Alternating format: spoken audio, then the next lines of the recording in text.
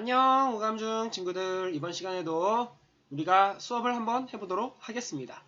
오늘은 조금 어둡죠? 선생님 여기 원래 조명이 있었는데 조명이 고장나가지고 조금 어둡게 찍어야 될 것 같습니다. 좀 이해를 해주시고요.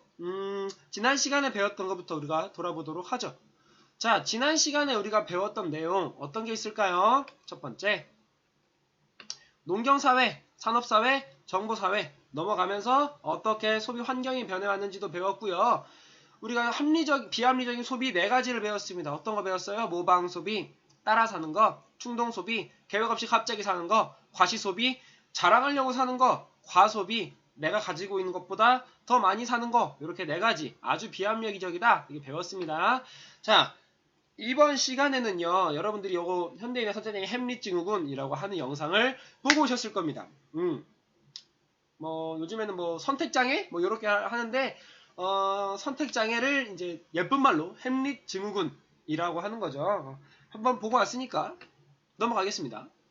자, 우리가 이번 시간에 배울 건요, 109페이지입니다. 교과서 109페이지 소비자 정보, 그러니까 합리적인 소비생활이라고 하는 것에 대해서 배워볼 건데요. 소비자 정보라고 하는 게 나와 있어요. 우리가 더 합리적으로 소비 생활을 하려면 소비자 정보를 잘 활용을 해야 하는데 소비자 정보가 대체 뭐냐라고 하는 겁니다. 여러분 109페이지 오른쪽에 작은 글씨 보이죠? 그 작은 글씨에 동그라미 한번 쳐볼까요? 동그라미 한번 쳐보고 거기를 읽어보도록 하겠습니다. 소비자가 상품이나 서비스를 구매하고 사용하는데 도움을 주는 정보로 첫 번째 뭐 있어요? 가격 정보, 품질 정보, 사용 정보, 위해 정보 등이 있다. 이렇게 네 가지가 있습니다. 여기 가격 정보, 품질 정보, 사용 정보, 위해 정보에다가 밑줄 긋고요. 1, 2, 3, 4 네 가지 해놓고 별표 한번 쳐보도록 할게요. 소비자 정보는 네 가지가 있고요. 그 네 가지를 할 수 있는 원천이 있죠. 원천. 그 세 가지를 알아볼 겁니다. 밑에 그림으로 나와 있어요. 소비자 정보의 원천에 대해서 알아볼 건데 첫 번째, 중립적 정보 원천입니다. 중립적 정보 원천이란 뭐냐? 공공기관으로부터 인정을 받은 거예요. 공공기관부터 인정을 받았기 때문에 굉장히 신뢰성이 높습니다. 중립적 정보 원천에서 두 번째 점에 신뢰할 수 있다. 거기다가 동그라미 쳐주시고요.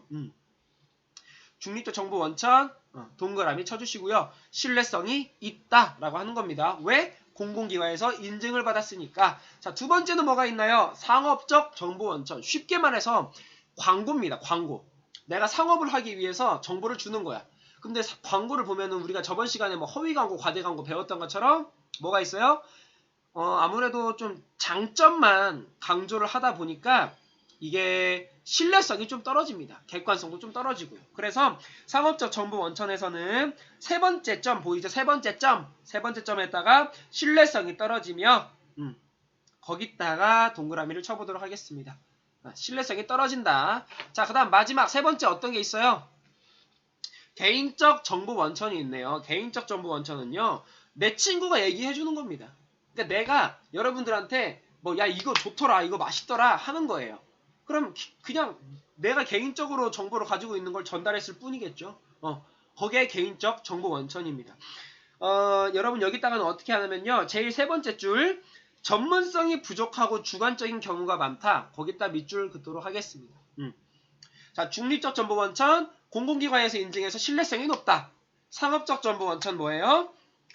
그 광고 요런 거다. 그래서 신뢰성이 좀 떨어진다. 개인적 정보 원천 얻기는 쉽죠. 그냥 주변 사람들 얻기 쉬우니까. 근데 안 좋은 점 뭐예요? 주관성이 높고 아무래도 전문성이 좀 부족하다라는 게 있네요. 이렇게 세 가지 정보 원천을 배웠고요. 소비자 정보 네 가지도 우리가 책에서 한번 배워봤습니다. 자, 다음 장 보면요, 구매의사 결정 과정이 있습니다. 우리가 그래서 어떻게 사야 되느냐, 어떻게 사야 현명하게 되느냐를 그 과정에 대해서 알아볼 겁니다. 간단해요. 첫 번째 문제인식, 두 번째 정보탐색, 세 번째 대안평가, 그 다음에 구매평가입니다. 평가가 두 번이 들어가요.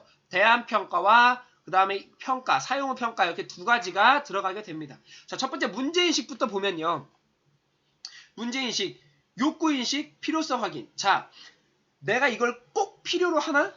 그러니까 내가 이거 지금 꼭 써야 돼?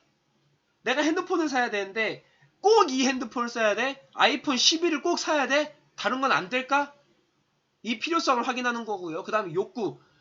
내가 이거를 얼만큼 갖고 싶은지. 아이폰 11을 산다고 하면 아이폰 11을 얼마나 갖고 싶은지. 뭐 S20을 산다고 하면 S20이 얼만큼 갖고 싶은지. 그 욕구와 얼만큼 필요한지를 확인을 하고요. 두 번째, 정보 탐색입니다. 정보 탐색은 우리가 소비자 정보 있죠. 그 소비자 정보를 바탕으로 해서 상품이나 서비스 정보를 수집하는 거예요. 디자인은 괜찮은지, 가격은 어떤지, 내 마음에 드는지, 어디서 판매를 하는지 이런 것들에 대해서 정보를 탐색을 하고요. 대안평가입니다. 대안평가는 세 번째 대안평가는요. 내가 정보를 수집을 했잖아. 그걸 가지고 상품의 장단점을 비교하고 분석하는 겁니다. 내 친구 같은 경우에는 이걸 진짜 잘해요. 그래서 만년필을 하나를 사는데 3개월이 걸리더라고요. 좀 심하긴 하죠. 근데 그 친구가 만년필을 3개월 동안 알아보면서 이거는 어떤 게 장점이고 어떤 게 진짜 좋고 이건 좋아. 근데 너무 비싸. 너무 비싸서 조금 사기가 좀 버거워. 근데 이건 너무 싸. 근데 품질 너무 안 좋아. 그렇게 막 3개월 동안 하다 보니까 품질은 마음에 드는데 가격이 싼 게 존재를 하더라. 그거를 사게 된 거죠. 이게 대안평가입니다.